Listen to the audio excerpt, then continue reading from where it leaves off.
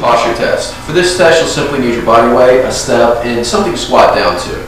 Alright, what these tests are designed to do is focus on both your static and your dynamic posture, meaning the way you move and simply the way you're standing. Alright, through these tests, we're going to be able to figure out, if you have lower back pain, any knee issues that are causing you problems, and how we can correct them going forward.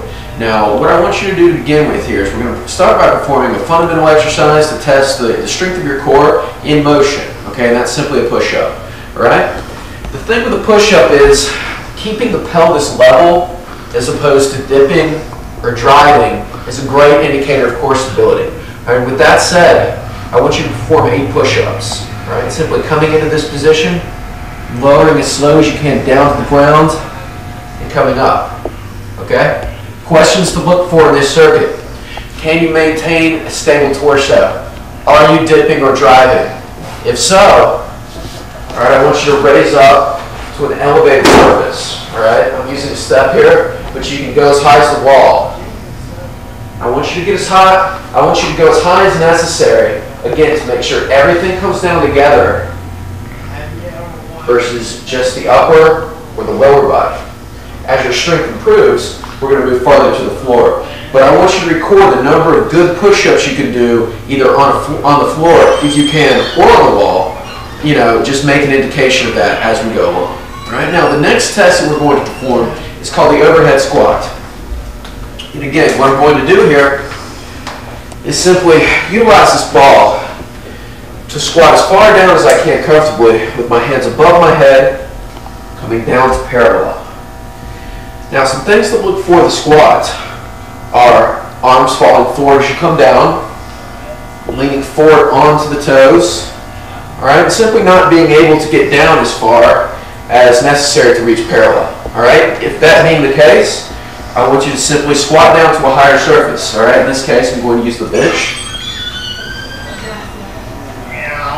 Okay, with that in mind, I want you to report how many overhead squats you can do with good form and how low you can go. You can go down to parallel, that is great. Alright, if you can only come down to a bench, indicate that in the sheet and we'll work on that.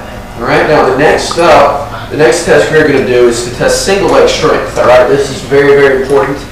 Alright, again, this is an exercise called a one-legged squat to stand. So what I'm doing here, one leg is off the ground, simply standing up and coming down. Now again, some things to look for in this test is the position of your knee. Okay, is it internally rotating? Can you in fact stand up without jerking or using your other foot? If you have problems there, what you can do is simply move to a higher surface. Okay, again, I'm adding 2 steps or 2 cushions here. Okay, and again, that makes it a little bit easier. I want you to record how many of these you can do with good form on each side. Okay, and again, also indicate the height which you use, whether it's a bench or maybe an elevated surface. Now, the last 2 tests we're going to perform is simply a static plank hold. All right, now a static plank hold is done by simply holding on your elbows on 90 degrees. Now, the thing with the plank is they say you should be able to balance a plate on your back. So everything is at 90 degrees.